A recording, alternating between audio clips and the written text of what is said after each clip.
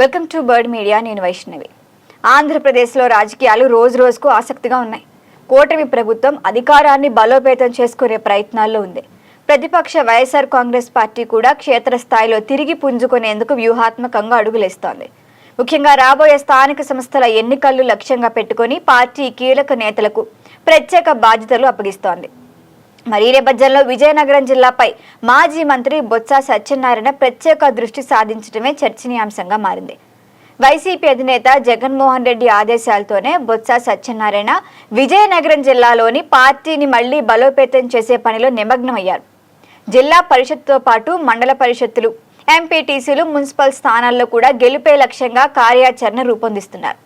రాష్ట్ర వ్యాప్తంగా కీలక నాయకుల ప్రభావం ఉన్న జిల్లాలో పార్టీ సత్తా చాటితే అది మిగతా ప్రాంతాలపై కూడా సానుకూల ప్రభావం చూపుతుందని వైసీపీ భావన. ఒకప్పుడు విజయనగరం జిల్లా అంటే బొత్స కుటుంబానికి కంచుకోట. మరి బొత్స చీపురుపల్లి ఎమ్మెల్యేగా గెలిచి మంత్రిగా పనిచేశారు అక్కడ. ఆయన సోదరుడు బొత్స అప్పల నరసయ్య కూడా గజపతి నగరం ఎమ్మెల్యేగా ప్రాతినిధ్యం వహించారు. ఇక బొత్స సత్యనారాయణ సతీమణి ఝాన్సీ లక్ష్మి కూడా విజయనగరం ఎంపీగా సేవలందించారు. వీటికి తోడు నెల్లిమర్ల నుంచి కుటుంబ సభ్యుడు అప్పలనాయుడు ఎమ్మెల్యే, మేనల్లుడు మజ్జి శ్రీనివాసరావు జిల్లా పరిషత్ చైర్మన్గా వీళ్ళంతా కూడా విజయనగరం జిల్లా రాజకీయాల్లో వీళ్ళ కుటుంబం ఎంత బలంగా ఉండేదో కూడా తెలుసు. అయితే 2024 అసెంబ్లీ ఎన్నికల్లో పరిస్థితి మారిపోయింది. బొత్స కుటుంబానికి చెందిన ప్రముఖ నాయకులు ఎవ్వరూ కూడా విజయం సాధించలా.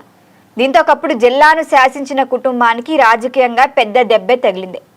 అయినప్పటికీ బొత్సను జగన్ అసలు పక్కనే పెట్టలేదు. ఇప్పుడు విశాఖ స్థానిక సంస్థల కోటా నుంచి ఎమ్మెల్సీగా అవకాశం కల్పించి శాసన మండలిలో వైసీపీ పక్ష నేతగానే నియమించారు. మరి కేబినెట్ హోదాతో ఆయనకు కీలక బాధ్యతలు అప్పగించారు. ఇప్పుడు సేమ్ అదే విశ్వాసంతో విజయనగరం జిల్లాలో పార్టీని మళ్లీ గాడిలో పెట్టే బాధ్యతను జగన్ బొత్సకి అప్పగించినట్లు తెలుస్తోంది. ఈ క్రమంలో పరిషత్ ఎన్నికలను అత్యంత ప్రతిష్టాత్మకంగా తీసుకున్న బొత్స తన కుమార్తె అనూషను జెడ్పీటీసీ అభ్యర్థిగా బరిలోకి దింపేందుకు ప్లాన్ చేస్తున్నట్లు సమాచారం. జిల్లా పరిషత్ చైర్పర్సన్ పదవిని లక్ష్యంగా పెట్టుకుని మెజార్టీ జెడ్పీటీసీ స్థానాలను గెలుచుకునే వ్యూహాన్ని అమలు చేస్తున్నారు. అంతేకాకుండా జిల్లాల్లోని ఎక్కువ మండలాల్లో ఎంపీ పదవులు దక్కించుకోవటం, స్థానిక సంస్థలపై మళ్లీ వైసీపీ ఆధిపత్యాన్ని నెలకొల్పటం బొత్స లక్ష్యంగా తెలుస్తోంది.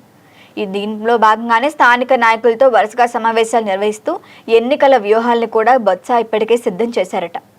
మరి విజయనగరం జిల్లా బొత్స కుటుంబానికి మరొకసారి రాజకీయంగా బలాన్నిస్తుందా? నిజంగానే ఆయన తన కుమార్తెను అందులోకి దింపితే ఆమె గెలుస్తారు అన్న గ్యారంటీ ఉందా? లేకపోతే మళ్ళీ ఆమె కూతురికి కూడా 2024 ఎన్నికల ఫలితాల ప్రభావమే కొనసాగుతుందా అన్నది రాబోయే రోజుల్లో తెలుస్తుంది. మరి బొత్స వ్యూహాలు ఎంతవరకు ఫలిస్తాయి? విజయనగరంలో వైసీపీ తిరుగు పట్టి సాగిస్తుందో లేదో రాజకీయ వర్గాల్లో ఆసక్తిగా మారింది. దీనిపైన మరిన్ని అప్డేట్ల కోసం చూస్తూనే ఉండండి బర్డ్ మీడియా.